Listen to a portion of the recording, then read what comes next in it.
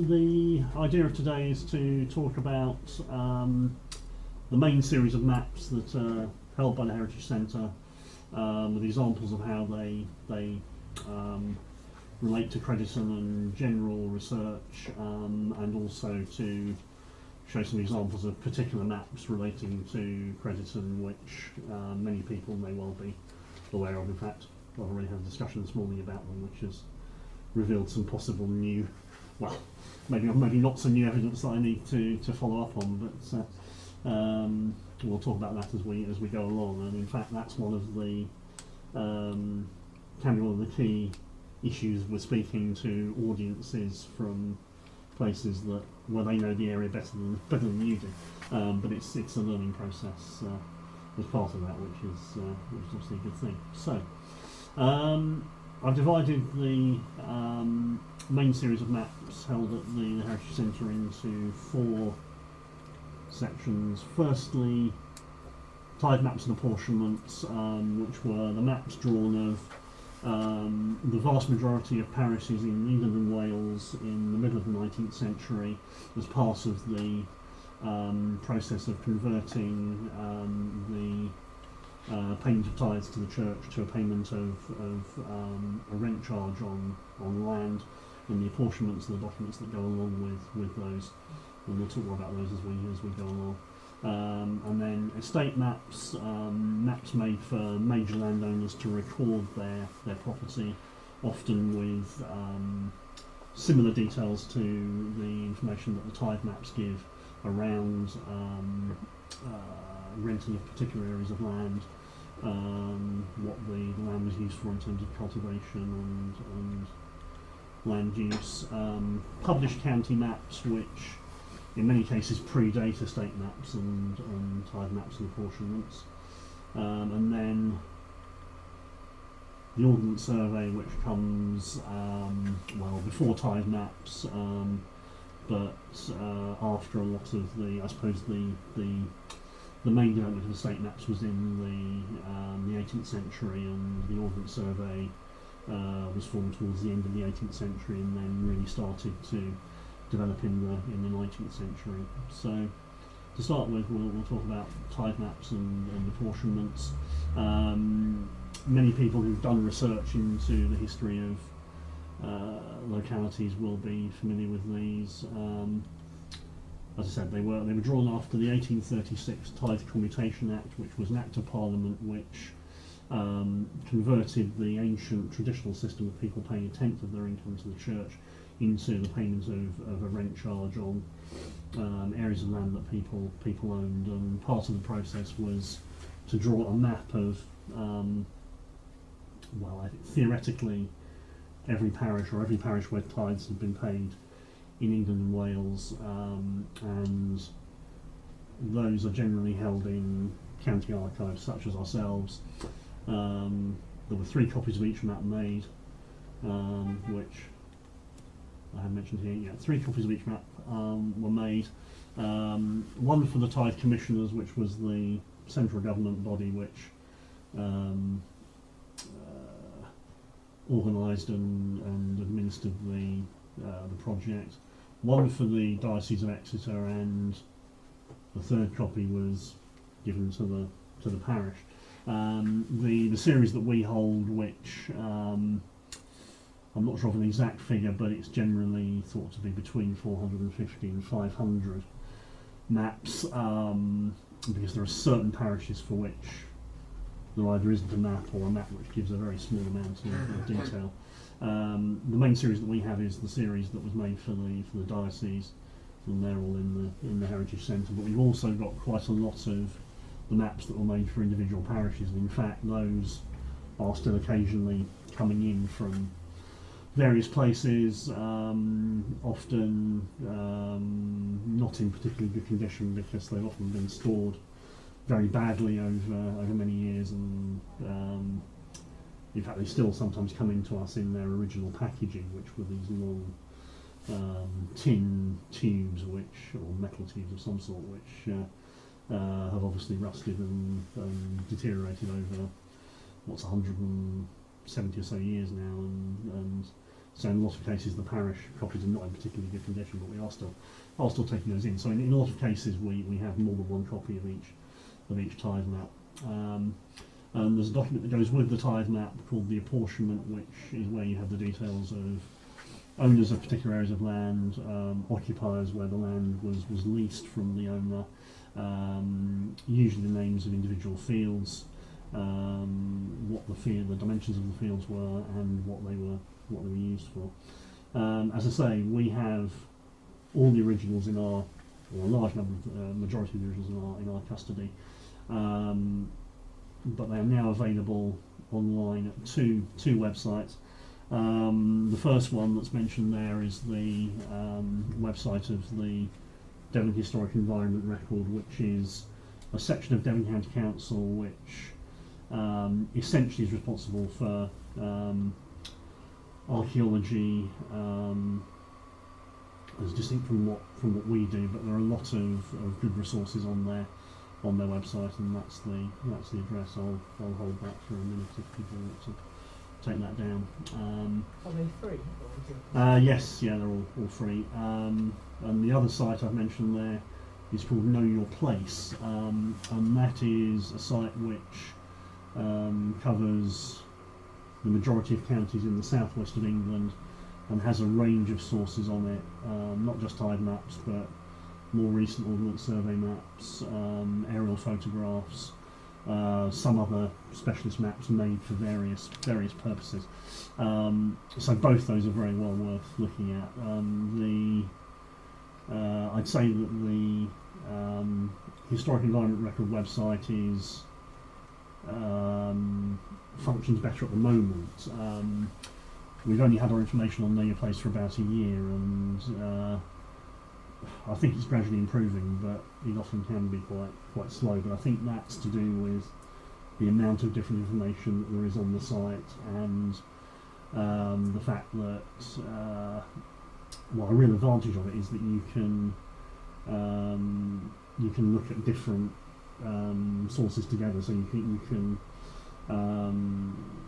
it's hard to explain without being able to display it, but if you haven't used it, but you can have half the screen showing the tithe map and half the screen showing an Ordnance Survey map or an aerial photograph, so it's possible to compare different sources, but I think that probably affects the speed with which it works to some extent. So if you just want the original map, then I'd probably recommend the HER, Historic Environment Record website, and they're both very good sources of information and well worth a general look around. So there's the title of one of the Crediton tithe maps, because in fact there were 3 tithe maps made for Crediton, and each of them covers a different part of the parish. The images I'm showing here were part of the one that covered the town, but there are 2 other ones that cover outlying sections of the parish. That's a typical decorative title for a tithe map. They were generally surveyed and drawn by local surveyors. So, plan of the parish of Crediton in the county of Devon. And then we have some images of sections of the map. Obviously the church on that, with something that always stands out from earlier maps is, or can stand out, is the way in which trees are depicted, and the number and frequency of orchards, and there are some further images of estate maps which show that area there referred to as the East Town, which essentially is the, if I'm reading correctly, is the main street, because you have the church at the top left again there. So for people who haven't used tithe maps before, this is a good, obviously locally based example of the way in which they depict different areas. The quality of drawing and the scales do vary quite a lot, but this is fairly well drawn. St Lawrence's Green there, which we've already discussed this morning in connection with another map that I'll be showing later. What you have is and this would be common to virtually any tithe map, depictions of buildings with areas of land attached to them, and there are numbers on each. Well, not every area, but the majority of areas of land and connected to the buildings, and the numbers are listed in the apportionment. That's a sample page taken more or less at random, but it shows the information that you get in the apportionment. So the name of the occupier, the owner's name doesn't quite appear on that, but that's usually the first column is the owner, second is the occupier, the third column is the number on the map. An inconvenient thing about that is that they're not generally listed in numerical order, they're usually listed in alphabetical order of owner, so often if you're looking for a particular field or fields, then you have to search through a lot of pages to find the particular one that you're looking for, but when you do, you will often get the name of the field. I don't know how clear those are to you, but many of the field names listed there. The column that shows land use is usually referred to as state of cultivation, so all arable fields down to there, and then pasture below, then the acreage expressed in acres, roods or rods and perches, and then the last column is what's generally referred to as the rent charge, which was the charge that people were assessed to pay instead of tithes. So it was a very big change to the way in which society worked, and the fact that it was seen as necessary to produce a series of documents like this, which are still very useful for research, was based on the significance of that as an enterprise and a piece of social change, really. So that's the Crediton Tithe apportionment. So you have names of owners and occupiers, names of properties and individual fields, acreage, field names and land use, and also available on the Devon Historic Environment Record website. Right, it's probably worth saying in terms of looking things up, as you rightly say, when you're looking at the map, you've got a lot number, parcel number. You can then use that on the search engine, put in that lot number, and you can actually go to everything which contains that sequence. Right, I actually wasn't completely aware of that, so that's very useful, yeah. So if you've got lot number 302, you'll get 302, you'll also get 1302 and 3025, but it narrows it down dramatically. And does that relate to something else I could have mentioned, is that there are transcripts of the tithe apportionments on what I refer to there as the HER website, that's the Historic Environment Record website. There are transcripts as well as the original tithe apportionment. So does that relate to the transcripts?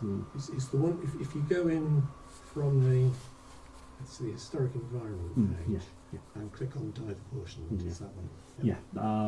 Yeah, that'll be the transcript, and actually those are. Oh, you're right. Yes, it is a transcript. Those are very useful because, in fact, this example is this is the original tithe apportionment, and it's better than most because it's printed, but quite a lot of those are handwritten, and certainly in digitised form on websites they can be difficult to read. So yeah, there's a transcript of each tithe apportionment on the section for that particular parish. So and the fact that those can be searched was something I wasn't completely aware of. So can I point out that the museum has a copy of our couple of dozen parishes of transcripts on one spreadsheet, so you can search across parish boundaries. And you can sort it by plot number or well, that's an example of the fact that you don't need to come to us, and don't necessarily need to do it online either. So that's very useful. and it's already been asked, but just to emphasise that these are all free resources online. Moving on to estate maps, which I mentioned briefly at the start. Those were produced for landowners, and there's a particular upsurge in those from around the middle of the 18th century to record the extent of their land holdings. They're not as they don't conform to a set structure in the same way as tithe maps and apportionments do. So the amount of detail you'll get will vary very much from map to map, but essentially they're recording similar information to what's recorded later on the tithe map. So in many cases you will get names of tenants and details of the way in which the land was leased on the map itself, and they're often very, very attractive documents, very colourfully decorated, and very, very nice things to look at. And we've got a lot of those, although the coverage varies very much from area to area. It's pretty random in terms of how many maps there are for particular places, and of course how many have survived, which is the key thing really. Probably in the majority of cases where we have those, they're items that are still owned by families or descendants of the families who own the land, and those have been deposited with us for preservation and use for research. So I've got a couple of examples of estate maps that we hold. This is a map of KNOWLE BARTON, which is out to the west of here, out towards Copplestone. There may well be people here who are familiar with it. I'm not personally, but it's from the Crediton area, and then you've got an example of quite a nice piece of decoration, and there's a feeling that in a lot of cases surveyors let their artistic side loose on this sort of thing, and as I say, the result was a lot of very attractive items. So yeah, found these near Copplestone. At that time, the property of John Newcombe, 1759. And this goes back to what I was saying earlier about how precisely particular properties are depicted, and the number of orchards you see on old maps, which says something else about the way in which land use has changed. So here you have a plan of the house itself, DW house, standing for dwelling house. A couple of yards described as courts, stable there, barns, a garden adjacent, area of land described as a grove on that side, and clearly an orchard there. So that's, I suppose, quite a typical example of the way in which farms of this type were depicted on estate maps. And then this is quite a nice example, which there's a printed copy of over there. That's a bit of, well, it's a decorative embellishment put in to mark the scale of the map. But what I think this shows, which is interesting, is the way in which maps like this can be of use to specialist historians, because clearly that's an example of the type of garment that the well-dressed surveyor was wearing in 1759, and there are historians of clothing and costume that would find that very interesting as an example of a contemporary example of what people were wearing at that time. So that's really a really nice example of the type of decorative style you can get on maps of this period. And moving on a little bit later, 1808, survey and valuation of the manor of Crediton Parks. This is from the large collection of records of the Buller family that's at the Heritage Centre. At that time it was owned by various people, including the Buller family. This is actually the previous map I showed is a well, it's stored flat now, but it's a well, not particularly large, but it's a flat map, whereas this is a small volume with a series of maps of different parts of the manor. You probably can't see this very well, but this is again is an example of the sort of detail you can get about particular fields with the acreage and some idea of what they were used for. So you have gardens and orchards, arable and pasture, furze and waste, hedges and ditches, and the total content of each area of land. So that's useful information and evidence in relation to areas of land quite a bit earlier than the TITHE map. So very useful for a range of types of research in relation to land use, land ownership, etc. So that is the part of the manor. My assumption would be, and other people would be in a position to either confirm this or correct it, somewhere referred to there as Crediton Green. I'm assuming that's the area that's referred to as St Lawrence Green on other maps, given that it refers to part of the town of Crediton, and that's the road towards Barnstaple. So you will see that the majority of the area south of that was obviously part of the manor of Crediton Parks and rural in nature at that time. Just interesting on that last one, Brian. Road from Barnstaple Cross. What is now Threshers? That's not the main road. So this is before the turnpike as well. Right, I see. Well, that's an example of the way in which maps of this sort can be used to indicate where things like, well, initially your thought is that the key use of this sort of thing is in relation to, as I've said, use of land, cultivation, etc. But that's an example of the way in which it can maps of this sort can show changes in road layouts as well, which is all of interest. Going further back, I mentioned at the start published maps of Devon. It's not a particularly good image, unfortunately, but if you go back to a period before,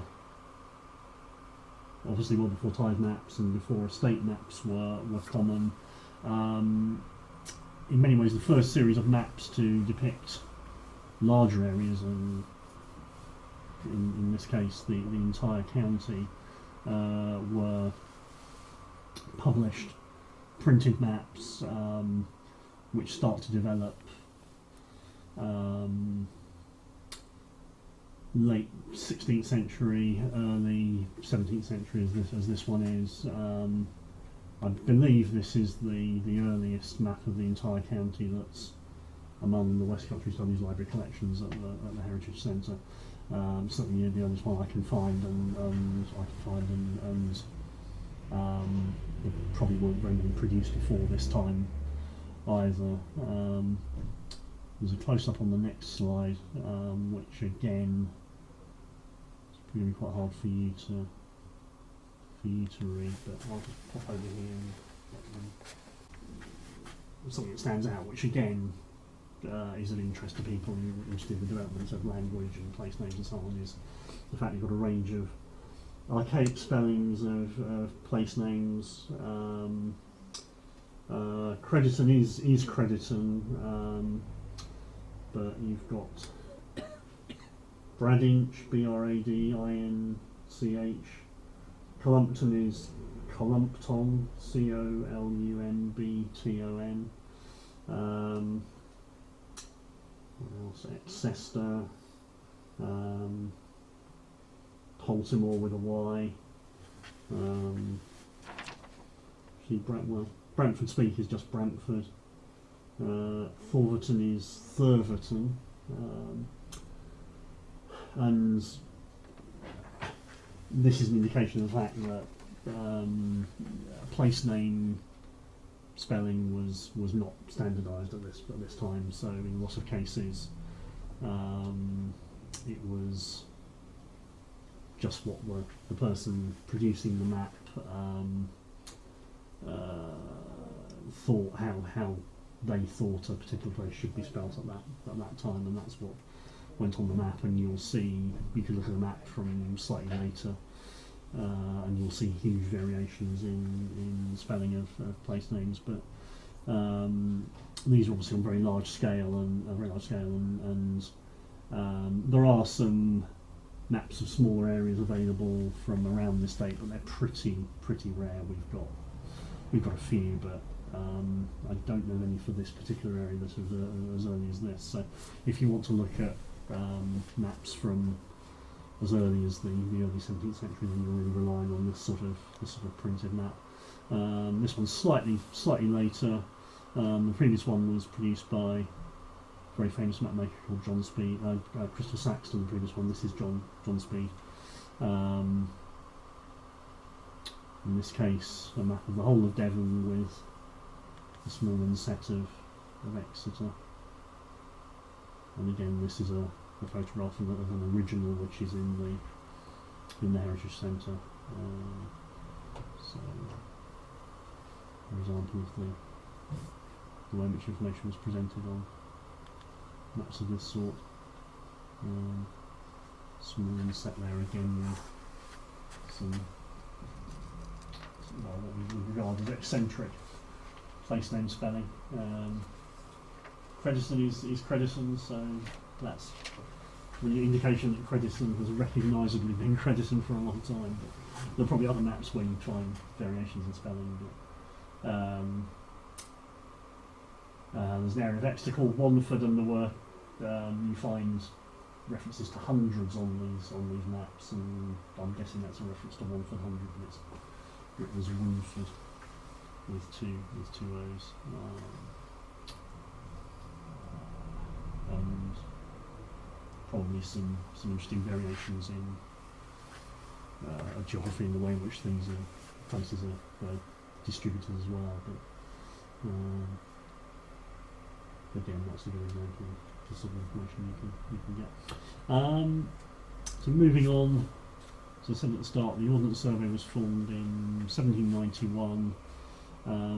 The first mapping of Devon was done in 1809, and that was 1 inch to the mile, which is a very large scale.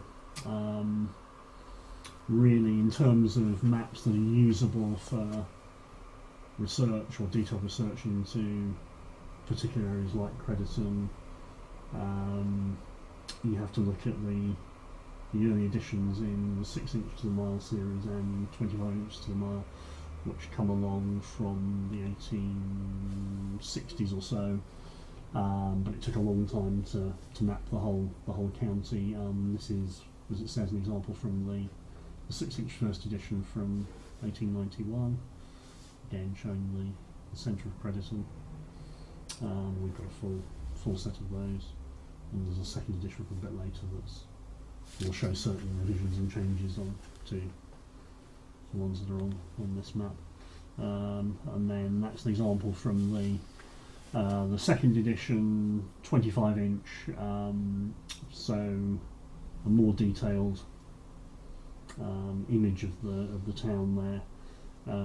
This is the second edition from 1905, but there's also a first edition from the 1880s. So these, I suppose, although they're printed maps, and we always talk about the distinction between printed maps and manuscript maps, the TITHE maps and manuscript maps, these are printed.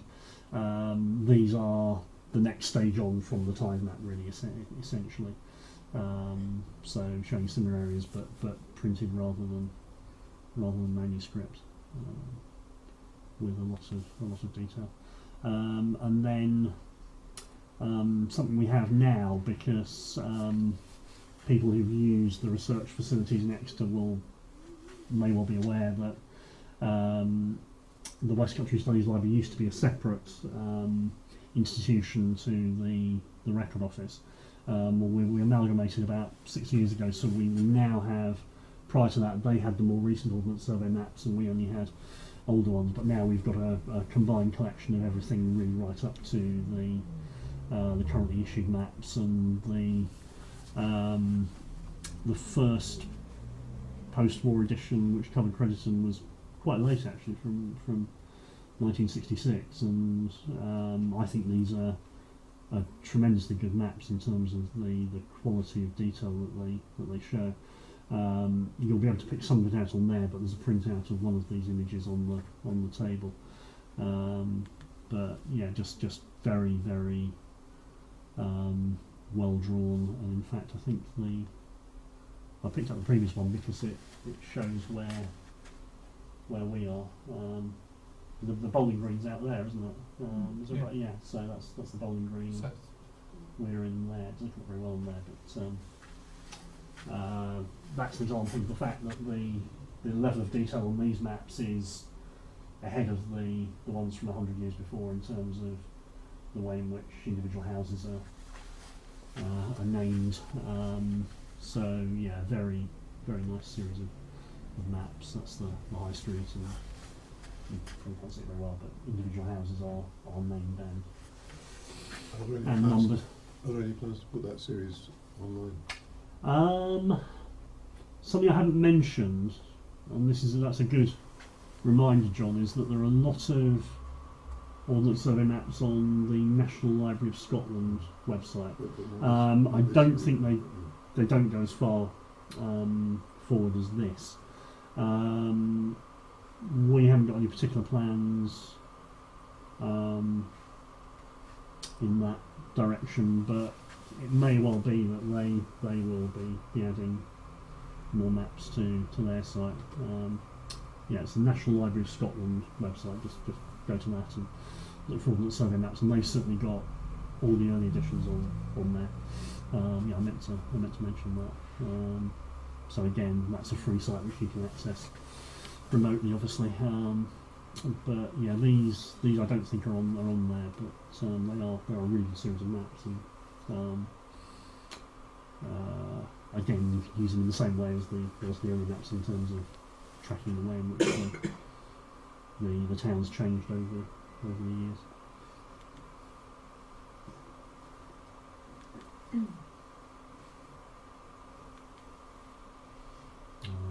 and that's further down to the west, showing the school buildings at that time, 1966.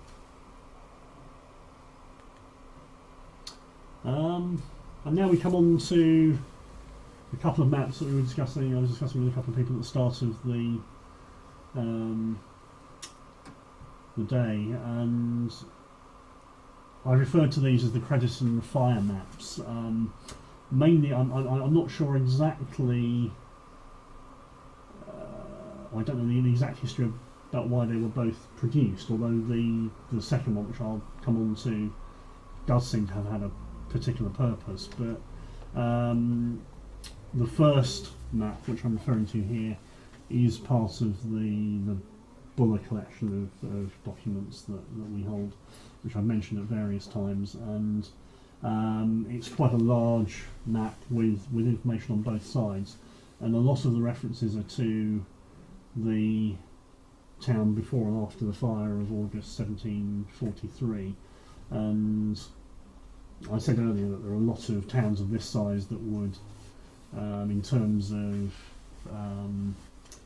potential material for historical research, would love to have a map of this sort, because they give so much detail of buildings and areas of land around the town. They're absolutely wonderful, and there are a number of copies on the table of slides here which you'll be able to see better than on the screen. And there is a reference to on the first map to where the fire actually started, as I say, part of the Buller collection. Yeah, there's a photograph of this over there, or a larger copy of this, but it actually shows where the fire began. Here the fire began August 14, 1743.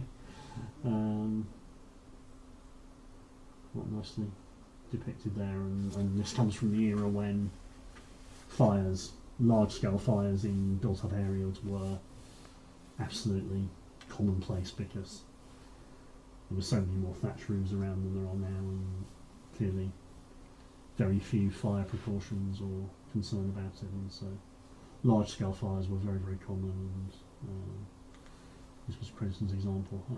And it also says where the fire ended. Not sure exactly where that is, but it is referred to on the map. And then these are examples again.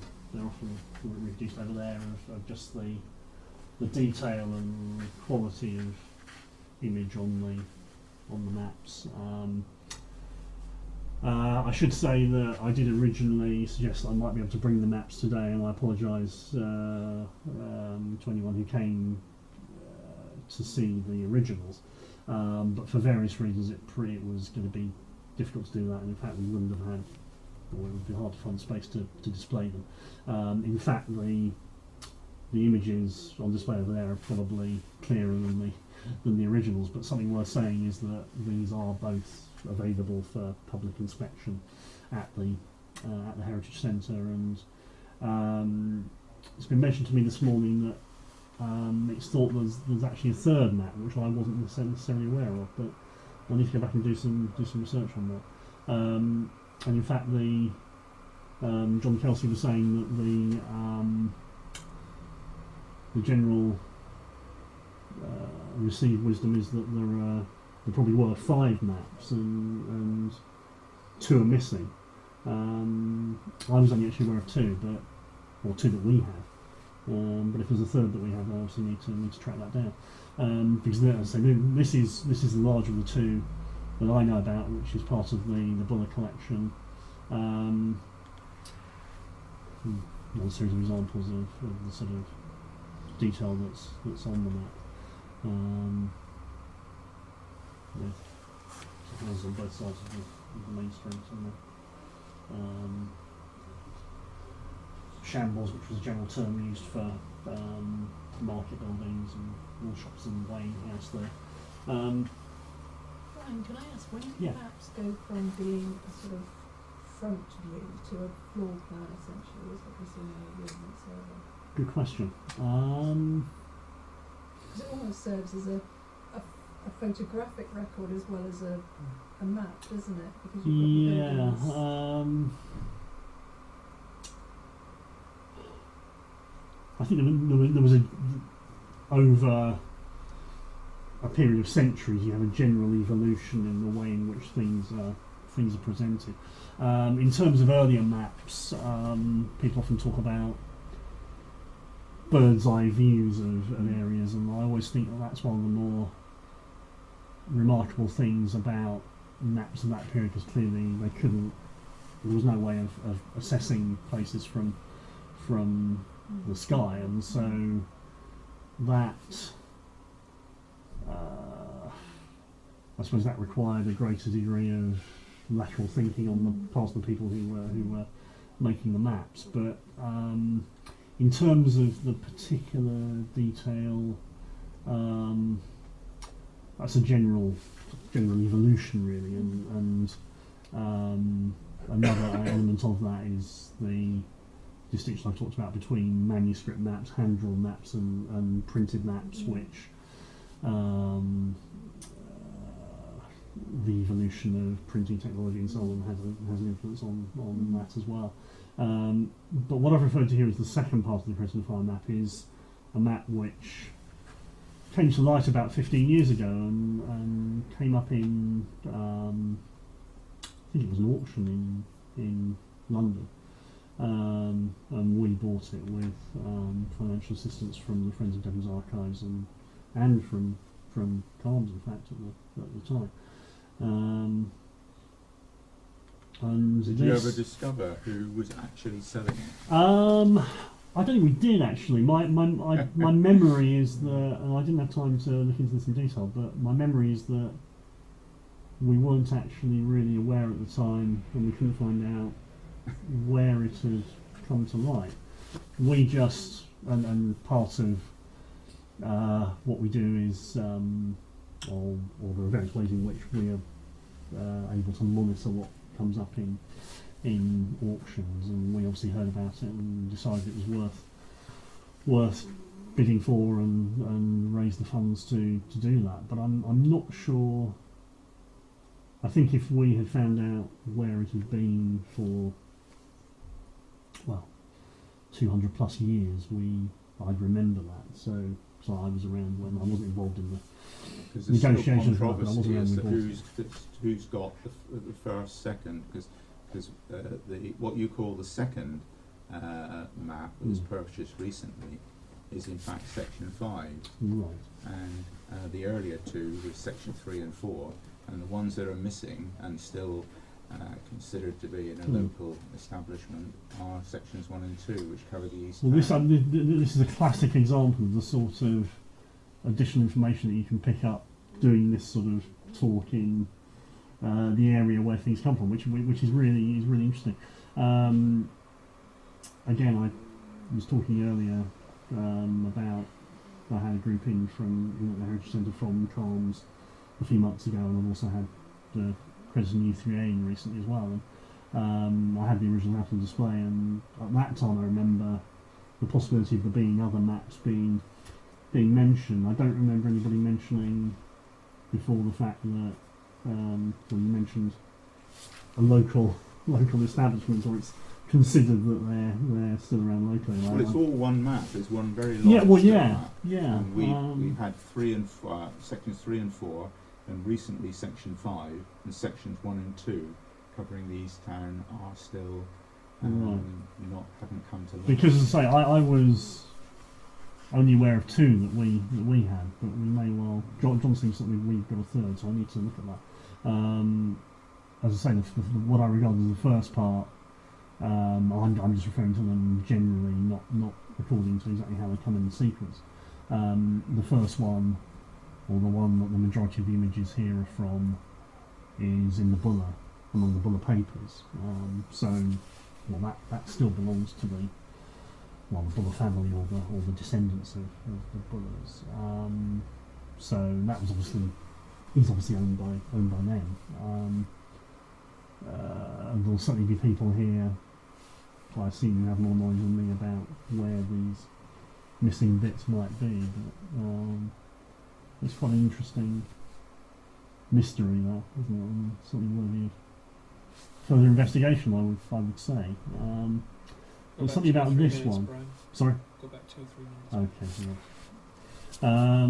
yeah. We are nearly in English. The purpose of this one seemed to be to do with encroachments on pavements by, largely shops actually, and there's a table on the right hand side of just stating how, or to what extent particular properties were encroaching on the pavements. It mentions a random penthouse erected in 1740, projecting about 3 feet forwards and about 15 feet in length. And I think this was to do with payments of rents or similar to probably to somebody who was involved with the memorial lordship at the time. And then further example there's a long description of Crediton at the time. That's just a small example. Populous town inhabited chiefly by woolen manufacturers, and again, as I say, it appears as though the main objective was to record encroachments, but there is a note at the bottom of the table saying that the map was finished just before the fire. records the process of the fire.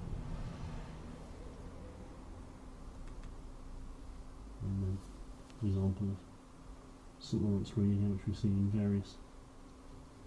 various stages of time, and the odd reference to a building that wasn't burnt in 1743. So that's a general survey of maps that we hold, and it's given rise to some interesting comments about other maps that are missing and certainly worth tracking down. And I think it's fairly clear that there's a lot of further discussion to be had about that. So some particular maps of Crediton and examples of the wide range of maps that we hold, and some of the ways in which those can be used for research. So if we've got time, Mark, I'll take any questions that anybody has. We've done maybe we've gone one or along, two quick ones, and then we've yeah. got 10 minutes until the next talk to turn it around. So you can always, Brian's here all day, yeah, so there's always a chance to question Brian on I think I'm going to maybe late. pop out with Keith for a bit. I'm just going to go to the church, but I will be around for the rest of the I've got a day. very quick Yeah. question. Where is the Heritage Centre? It's at Soughton on the far eastern edge of Exeter. As a general landmark, we're more or less opposite the Met Office, and very near to. There's a big roundabout where the A30 ends next to the M5. So from here, I tend to go straight through the centre. There is a regular and generally pretty reliable bus service from Paris Street to the centre of Exeter to. It's the Hodgson Road Park and Ride bus, which parks on the Hodgson Road, filling in the Met Office, and we're in a building that's essentially within the Park and Ride car park. So it's reasonably accessible. Yeah. Anything else? Okay. If anyone thinks of anything, do question Brian later on, but otherwise, Happy to discuss thank with you, both. Brian, that was really interesting. Thank you.